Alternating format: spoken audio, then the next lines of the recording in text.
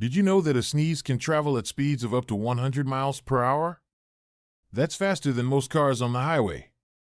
When you feel that tickle in your nose, your body is gearing up for a powerful release. It's like a mini explosion, launching tiny droplets into the air.